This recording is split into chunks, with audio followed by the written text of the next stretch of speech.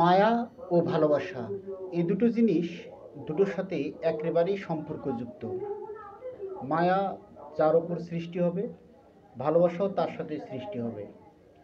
মায়া এবং ভালোবাসার কারণে প্রত্যেকটা মানুষের সাথে যেভাবে একে অপরের সাথে সম্পর্কে যুক্ত হয় বা আবদ্ধ হয়, তার মূল মন্ত্র হিসাবে কাজ করে থাকে। এই পৃথিবীতে প্রত্যেকটা পুরুষ তার নারীর প্রতি মায়া লাগিয়েই কাজ করে।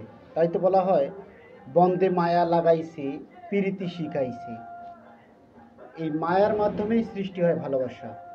যতগুলো পৃথিবীতে ভালোবাসার ইতিহাস কিংবা বহিঃপ্রকাশ আছে, প্রত্যেকটি বহিঃপ্রকাশ এবং ভালোবাসার মূল মন্ত্র হিসাবে যে কার্যক্রমটি শুরুর প্রথম ধাপটি হয় মায়া। ধরুন, কোনো একটি মেয়ে আপনাকে প্রথম অবস্থায় প্রেমের প্রপোজাল কিংবা প্রস্তাব দিয়ে থাকলো।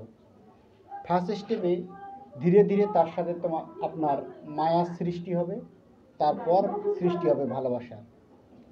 দুটি শব্দ মায়া আর চারটি শব্দের ভালোবাসা, কিন্তু সবই মিলে একটি মনের সৃষ্টি হয়, আর দুটি মন থেকেই সৃষ্টি হয় একটি মন।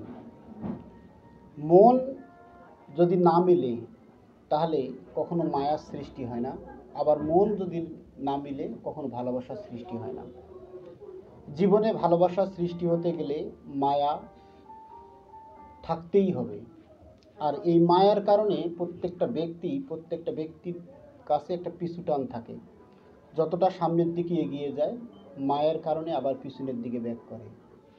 জীবনে চলার পথে এমন মানুষের সাথে যে সম্পর্কগুলো হয়ে থাকে, এই সম্পর্কগুলো যদি বিশ্লেষণ করা যায়, তাহলে দেখা যায় যে প্রত্যেকটা ঘটনার পেছনে যে মায়ার কারণে।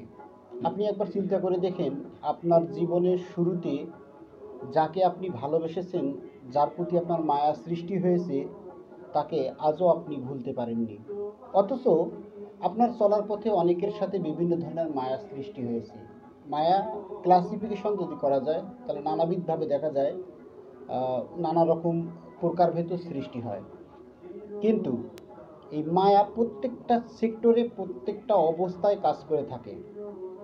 তাই মায়া সৃষ্টিকারী যে কার্যক্রমগুলো আছে, এই কার্যক্রম, ভালোবাসার পিছনেও মায়া আছে, ভালোবাসার শেষেও মায়া আছে।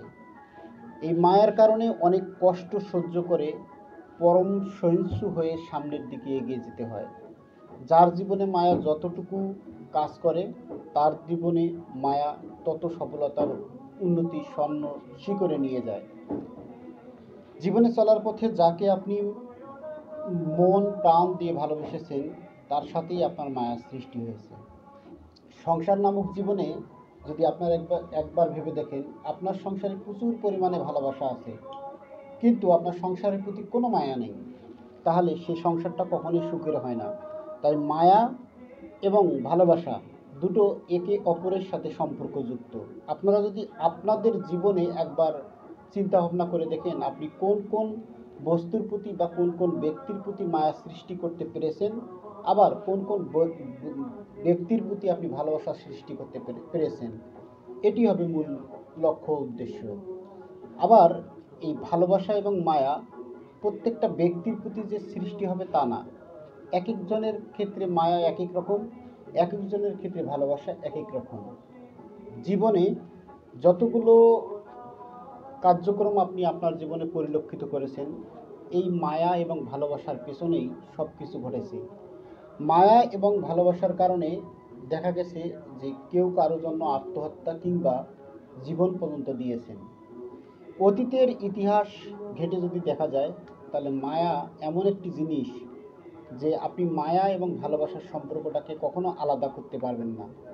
জীবনে আমরা যদি আমাদের জীবনের বহিঃপ্রকাশগুলো একবার লক্ষ্য করে দেখি, যে এই মায়ার কারণে আমরা একে অপরের সাথে সম্পর্কযুক্ত হয়ে আছি। তাই আমরা মায়াকে মূল্যায়ন দিয়ে ভালোবাসাকে সৃষ্টি করব, যাতে আমরা আমাদের জীবনে সামনের দিকে এগিয়ে যেতে পারি। ভালো থাকবেন, সুস্থ থাকবেন। ধন্যবাদ সকলকে।